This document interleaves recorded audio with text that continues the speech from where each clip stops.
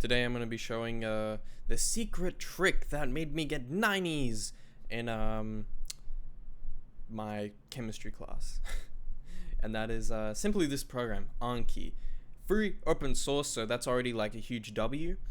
I don't know why I said that, that's really cringe, but yeah, it's a FOSS software, so that's already pretty based.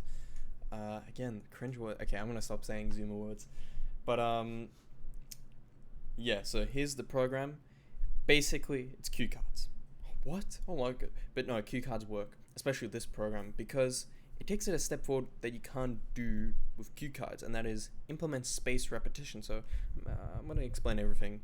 So first of all, it uses what you could call active learning, and something you might have done, which is really bad. Never do this, please. If you thought this was good, never do this because you're wasting your time, which is look over your notes or read over your textbook. Reading over your textbook is the worst thing.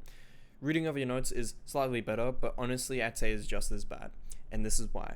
When you're reading it, I'll just bring up my textbook, so my chemistry textbook. I'll just bring this to my monitor.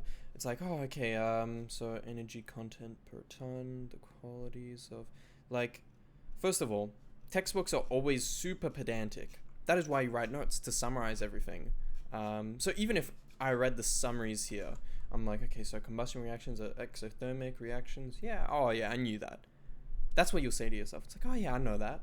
The products of complete combustion are hydrocarbons and carbon. Yeah, I know that. Yeah. But when it comes to test day, you're not going to remember anything. You're going to be like, oh, I don't know anything.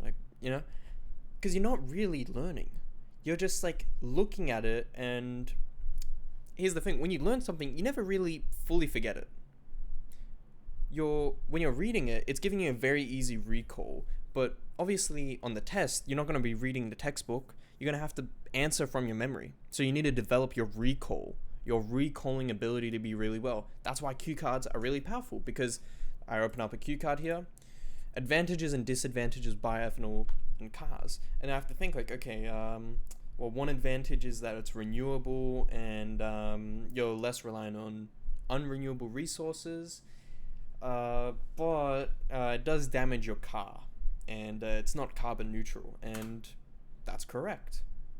And I know on test day that if I'm able to recall it now, and if I do this a lot, if I'm able to recall it exceptionally well, then I know on test day I'm going to be being able to I know I'll be able to recall it exceptionally well on test day as well. So that is the trick. And where Anki takes it a step forward above just physical cue cards is, first of all, it's kind of a pain to write physical cue cards. You can write a lot of, if you know roughly what to write, usually what I'll tell you my method. I have my notes in front of me. I always handwrite my notes. I look at them and I'm like, how can I phrase this as a question? That's what I ask myself. And that's what I do. I write a card. So I had somewhere where I had advantages and disadvantages of bioethanol and cars. Like, those were my notes, and then it was these. And I'm like, okay, how can I make this a question? What would the question be? And then this will be the answer that I have to remember. And that is my whole process. And it's really simple, not complicated. You don't have to do it's so simple. And it's really not that hard to do. You write down all your notes into these cue cards, and then you recall it. And then hopefully by test day, you'll be advantaged compared to everyone else, because most people don't do this. Most people just read over their notes or write over their notes, or doing questions is also good. This and questions are really good if you want to do well on a test. But yeah, and then where Anki takes it a step forward is they use spaced repetition. Now, if you remember stuff really easily, why should you spend your time all on the easy cue cards? You shouldn't. You should be spending your time on the cue cards that are really difficult and you just can't remember ever. So this was easy. So I'm going to say, you know what, this was easy. And it will only show up 2 days from now. But okay, differences between sourcing petrol, diesel, and biodiesel. I don't know. And I might sit there for even like a minute before I remember. And it's like, oh, okay, I know. Petrol, diesel comes usually from oil fields, which can be good if operating and maintaining, but if there's an oil spill or fire, it's really bad for the environment. while biodiesel comes from farm, but uh, if you're taking away research, I don't want to, but like it might take me a minute to find the answer. And then when I do it, I might be right, but I'm like, you know what? That took me a while. So I'm going to say that was actually hard. Because I'd only say this if I was like completely wrong. But you know what? Oh yeah, and there's shortcuts. 1, 2, 3, 4. Just makes it a lot easier. So I'm like, that took me a while. Press 2. What is fractional distillation? And then again, I'm like, you know what? Oh, fractional distillation, that's separating crude oil into yada, yada, yada. I'm like, yep, I remember that pretty well. 3, and it'll only show up 7 days from now, because you shouldn't be spending your time on the ones that are really easy. But if it's really hard, then it'll re-prompt you once or twice before you can move on. And then, really great way to learn. I'm not kidding. This is how I got 90s in chemistry last year. I think I was like the top or second highest achiever in my class. And yeah, like, especially chemistry. Not all subjects will be good for this, obviously. If you're doing like an art subject, like, I think you just need to be better at drawing, like drawing or painting or whatever you're doing. But okay, anything that's memory based, okay? If you have to remember a lot of key dates, facts, like let's say you're doing history and you have to remember the day World War II went on, this is a great way. Or just implementing active learning. If you don't even want to bother with this, but you still want to dabble in active learning, a great way is, and this is going to sound very contradictory, but textbook, but instead what you do is let's say only look at the headings. So I'm going to try and find a good example. So, okay, ignoring all the text here, just looking at this, complete and incomplete combustion.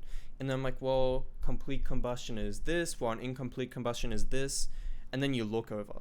That is a good way to learn. Because again, you're not getting fed the answers, you have to think about it. And that's the key idea. If you have to think about the answers, you will learn and you will get better. And another thing that I forgot to mention is that it also has add-ons alongside it. So if we go to tools, add-ons, has this add-on section, and actually already have an add-on, you might have noticed it. So and then these are colored because it looks nicer, whatever. But there's quite a bit of add-ons, and the installation process is super simple. You just put in a code, you can browse it. So I already got it open here, and I'll demonstrate on this one, but as you can see, there's a whole bunch of add-ons. Jesus, I can't believe how many add-ons there are. But yeah, and all you gotta do is, so here's one, heat map, copy and paste it, boom, just wait for it to do its thing, and then you just gotta restart. And then if we get ready to reopen this,